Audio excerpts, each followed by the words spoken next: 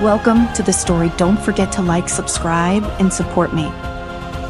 The wind whispered through the eternal fields of heaven, carrying with it the faint echo of the world below. Lena stood on the edge of the celestial platform, her wings tucked neatly against her back as she gazed at the mortal realm. She had always known Earth from afar, watching over it like a parent watching a child, unaware of its flaws. To her, Earth was a place where the holy light kept everything in balance. It was a world of peace, a reflection of heaven's perfection. But something had changed. The first tremor had been subtly a faint quiver in the fabric of the covenant that bound heaven and earth. At first, the angels thought it was a fluke, an anomaly in the eternal bond that had stood unbroken for millennia. But the tremors had grown stronger, and with them came darkness. It seeped into the mortal realm, slowly at first, then with more ferocity. Creatures of shadow began to stir, old evils thought long extinguished. And the light,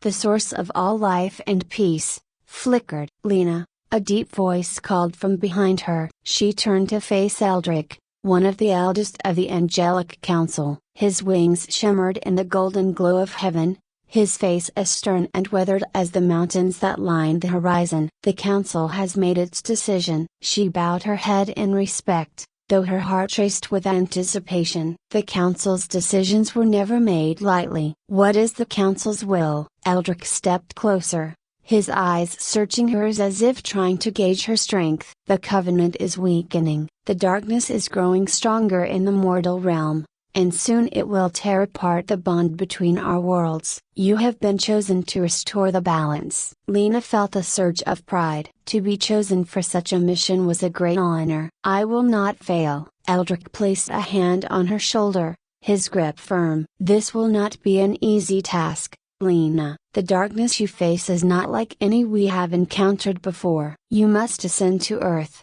find the source of the disruption, and repair the covenant. But you will not be doing this alone. A flicker of uncertainty passed through her. Who will accompany me? A mortal warrior, Eldrick said, his voice low, one who has lived through the darkness and knows its ways. Lena's wings shifted uneasily. Mortals were fragile, easily corrupted. They were not meant to walk the same path as angels. Yet if the council had decreed it, there must be wisdom in their decision. I understand, Lena replied. I will do what is necessary. Eldrick nodded. The mortal is waiting for you at the crossroads. Go swiftly, and may the light guide you. Without another word, Lena unfurled her wings and leapt from the celestial platform, the wind catching beneath her feathers as she descended toward the mortal realm. Below her, Earth stretched out like a vast tapestry, its cities and forests bathed in the glow of the fading light. But as she drew closer, she could see the shadows creeping in from the edges, darkening the once bright world. She landed gracefully at the crossroads, a place where the boundary between heaven and earth was thin. Waiting for her was a man, clad in worn armor, his sword strapped to his back. His face was weathered, like Eldrick's, but there was a hardness in his eyes that spoke of battles fought and lost. You must be Lena, the man said, his voice rough from years of war. I am, she replied, studying him closely. And you are Marcus? He nodded, his gaze unwavering. I've heard of you. The angel of the holy light. They say you've never stepped foot on Earth before. Lena bristled at his tone. The light guides us all, Marcus. Whether I have walked this world or not does not change that. Marcus shrugged, unfazed by her words. We'll see about that. The darkness here isn't something you can just wave away with a prayer. It's deep, and it's spreading fast. She narrowed her eyes. I am aware of the task before us. Are you? A faint smirk tugged at the corner of his lips. I've lived in this darkness for years, Angel. I know more about it than you ever will. Lena resisted the urge to argue further. This man had been chosen for a reason, though it was hard for her to see it now. Then let us begin. Their journey took them through forests where the trees grew thick with decay, their branches twisted and blackened. Lena could feel the darkness pulsing beneath the earth, like a sickness spreading through the land. Marcus led the way, his hand never far from the hilt of his sword. He moved with the precision of someone who had fought too many battles and knew too well the dangers that lurked in the shadows. As they walked, Lena found herself watching him closely. There was something about him that unsettled her, something beyond his rough exterior. He seemed disconnected from the world around him, as though he had already resigned himself to whatever fate awaited him. "You've seen a lot of death," she remarked after a long silence. Marcus didn't look at her. "It's part of the job, and yet you fight on." He glanced at her then, his eyes cold and distant. "There's always another battle." They camped that night in the ruins of an old temple, long abandoned and forgotten. The walls were crumbling, and vines had overgrown the stone pillars that once stood tall and proud. Lena knelt near the center of the temple, her hands glowing with a soft light as she said a silent prayer. But the light felt weaker here, as though the darkness around them was swallowing it whole. "Praying won't help you," Marcus said from where he sat by the fire. "The darkness is too strong in these parts." Lena looked up, her expression calm. "The light is never too weak," Marcus snorted. "That's what they always say, until it's too late." She studied him for a moment,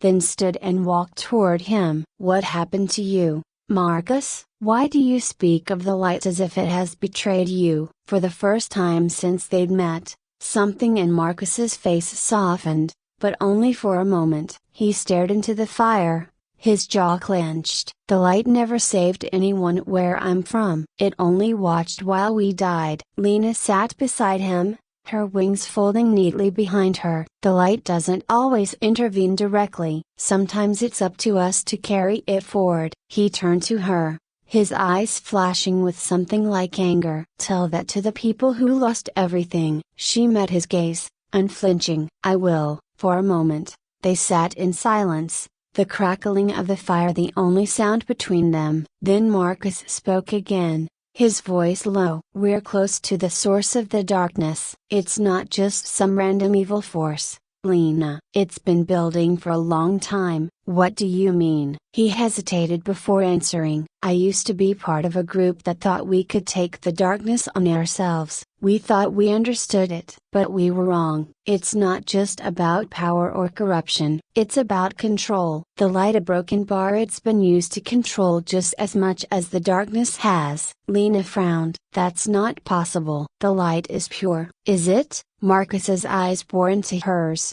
challenging everything she believed. "Or is that just what they told you?" Lena felt a flicker of doubt, but she pushed it aside. "The light has always guided us." Marcus shook his head. "You'll see soon enough. The truth isn't as clear-cut as you think." Lena stared into the fire, the weight of Marcus's words pressing heavily on her mind. The light, a force she had always believed to be infallible, now seemed fragile, its purity questioned for the first time. Marcus's bitterness wasn't without reason, as she could see that in the lines etched deep into his face, the haunted look in his eyes. But to question the light itself, that was a path she hadn't considered. And yet, something in her was unsettled, a gnawing feeling that perhaps there was more to the truth than what she had been told. The next morning, they broke camp in silence, the air thick with unspoken thoughts. Lena kept her eyes forward, trying to shake off the doubt that lingered in her mind. Marcus led them through dense woods and rocky terrain,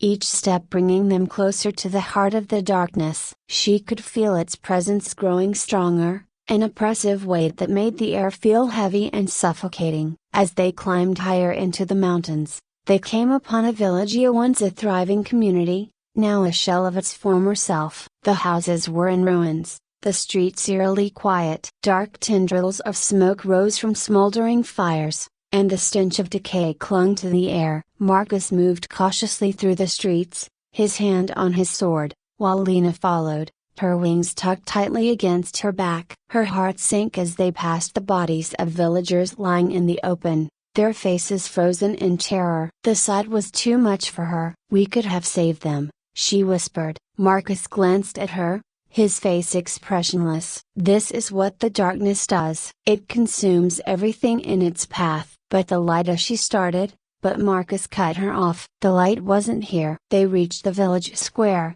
where a massive stone statue of an angel stood in the center, its wings spread wide. The base of the statue was cracked, and dark vines coiled around its legs, slowly creeping upward, strangling the stone. "This is where it begins," Marcus said, his voice low. Lena approached the statue, feeling the weight of the darkness pressing down on her. Her hand touched the cold stone, and for a moment, she felt a faint pulse of energy, like a heartbeat. It was the covenant, weakened but still there, barely holding on. But something else lingered in the air, something far more sinister. "There's something below us," she said, her voice barely a whisper. Marcus nodded. "The source of the darkness. It's been festering here, growing stronger with each passing year, and now it's too strong to be stopped by anything we know." Lena turned to him, her eyes filled with determination. "We can't let it continue. We have to stop it." Marcus looked away, his expression grim. "I don't know if it can be stopped." She shook her head. "There has to be a way." He stared at her for a long moment, then sighed. "There might be, but it's not going to be what you think." Without another word, Marcus led her to the entrance of an old stone church on the edge of the village. The door was half open, hanging off its hinges, and the interior was dark, the faint glow of dying embers flickering in the corner. As they stepped inside, Lena's eyes adjusted to the dim light, and she saw the figure of a man slumped against the far wall, his body motionless. Marcus knelt beside him, checking for any signs of life, but it was clear the man had been dead for some time. His robes were tattered, and in his hand, he clutched a small, worn book. Marcus pried the book from the man's stiff fingers and handed it to Lena. She flipped through the pages, her eyes scanning the faded words. It was a journal, detailing the man's life as a priest in the village. He wrote of the light, of how it had once protected them, but how it had slowly faded, leaving them vulnerable to the encroaching darkness. There were mentions of a prophecy, one that spoke of the breaking of the covenant and the return of the shadows. But one passage, in particular, caught Lena's eye. "Underscore the light is not what we believed. It is not just a force of good, but a force of control. It bends us to its will, keeping us in line under the guise of protection. But in its absence, we are free to see the truth that the darkness is not our enemy, but our equal.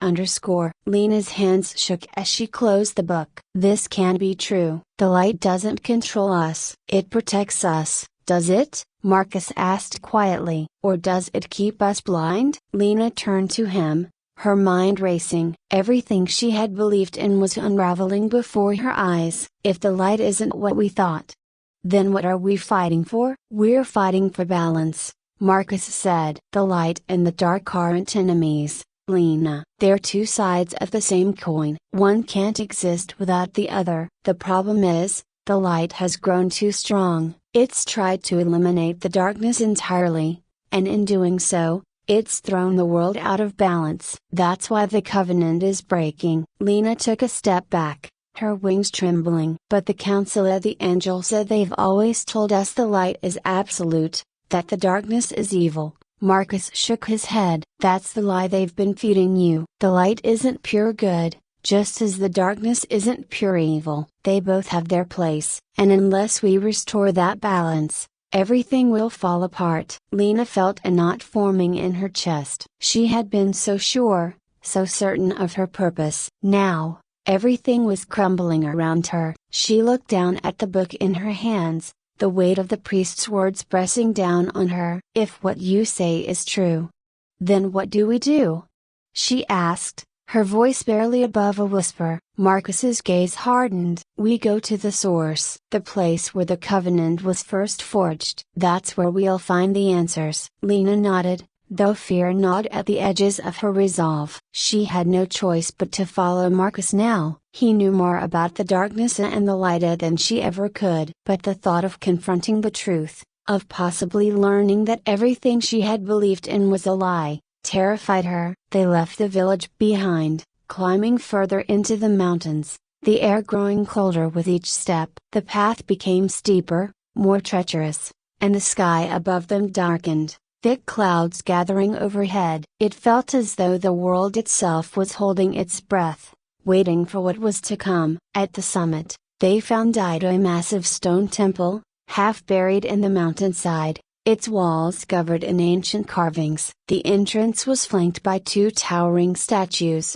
their faces worn and weathered by time. The temple had been abandoned for centuries, forgotten by all but the darkest forces of the world. "This is it," Marcus said, his voice quiet. Lena stared up at the temple, her heart pounding in her chest. The air around them was thick with energy, the weight of the covenant pressing down on her. She could feel it, just beneath the surface, like a wound waiting to be reopened. They stepped inside, the darkness swallowing them whole. The interior of the temple was vast, the ceiling stretching high above them, disappearing into the shadows. At the center of the room stood a massive altar, its surface covered in strange, glowing runes. Lena approached the altar cautiously, her wings trembling. The energy here was different, stronger, darker. She could feel it pulsing beneath her skin, a mix of light and shadow intertwined. "The covenant. This is where it all began,"